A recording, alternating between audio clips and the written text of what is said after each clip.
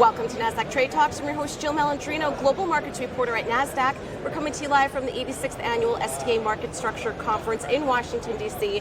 Joining me for this segment, we have Joe Goronsky. He's the president of Rosenblatt Securities, also the moderator on the keynote panel featuring Tal Cohen, NASDAQ's head of North American Market and Trading Services. Joe's going to give us an overview of some updates they got from the panel with equity market structure. Joe, it's great to have you with us on set. Thanks for having me. And there was a couple themes that really resonated: competitiveness, regulation, and industry consolidation. Let's start with competitiveness. So the competition in the U.S. equities market is not abating. There's two new entrants scheduled for sometime in 2020 in all likelihood. So I think the attitude of both Tal and Brian Harkins from CBOE is that, hey, you're in the wrong market if you are not ready for competition. So while that continues to, they compete fiercely with one another as well as with NYSE, but new entrants, I think it's old hat really in some ways, and you have to continue to innovate. And I think it's interesting on the listing side though, we saw IEX withdraw from the listings market. That seems to be a little tougher nut to crack.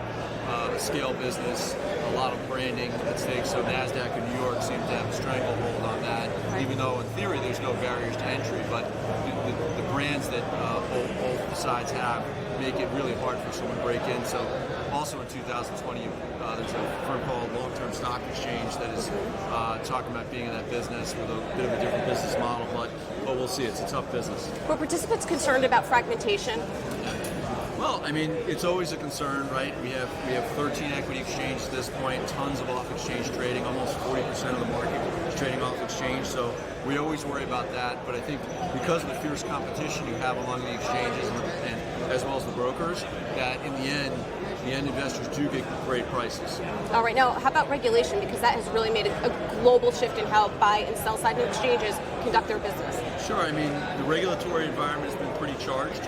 Exchanges and brokers have sort of been a bit at each other's throats over things like market data fees, etc. And the SEC has weighed in. Just yesterday, they came out with a new proposal requiring, instead of the sort of when a filing happens for it to be automatically implemented, potentially there's going to need to be review and a comment period. So those types of things are difficult for exchanges to deal with and sort of tie their hands a bit.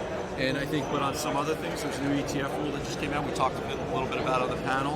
That streamlines some things. So on the one hand, we're streamlining things on the plain vanilla ETF fund, and then with this new market data rule, perhaps we're slowing things down a little bit. But I think the overall sense I got from Tal and from Brian is that we probably reached a low point in the sort of fight between brokers and exchanges back at the market data roundtables. I guess that was probably a year and a half. It was a year ago, yeah. Something like that.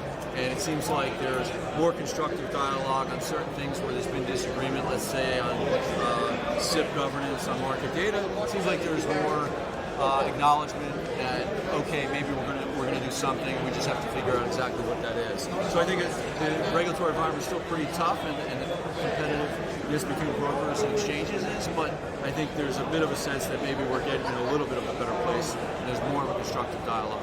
All right, what do you think about industry consolidation? That's going to be interesting considering if we're going through another economic cycle as well. Yeah. Well, I mean, the one we talked about a little bit on the panel was LSE, London Stock Exchange, and Refinitiv.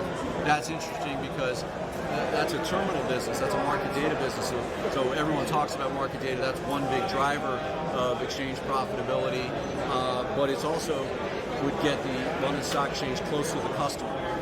So that's something that's going on. And then, of course, Hong Kong made its own bid for the London Stock Exchange. I think those cross-border mergers are a little more difficult to pull off, especially between Asia and the West.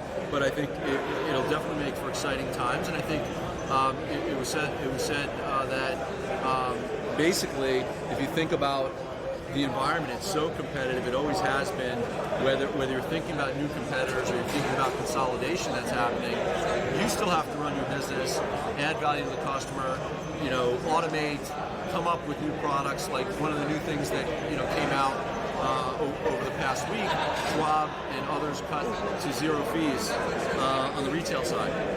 How will that change things? No one knows yet. Everyone's trying to figure out what it means, but you can't just sit around and watch it happen. You have to think about where the industry's going.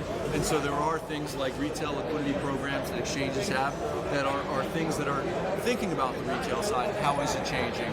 And what do we need to do to change? So, I mean, look, there's never a dull moment in the exchange space. It's been an exciting space. I've been following the space for almost 20 years now, and it doesn't seem to be slowing down. That is one thing for sure. Definitely the most competitive of all the industries out there. Joe, thanks so much for spending time with us on Trade Talks. Thank you so much. And thanks for joining me from the 86th Annual STA Market Structure Conference. I'm Jill Malandrino, Global Markets Reporter at NASDAQ.